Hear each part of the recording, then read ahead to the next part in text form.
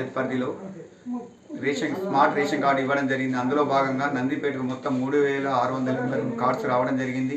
అందులో 6 షాపులకు కార్డ్స్ పంపిణీ.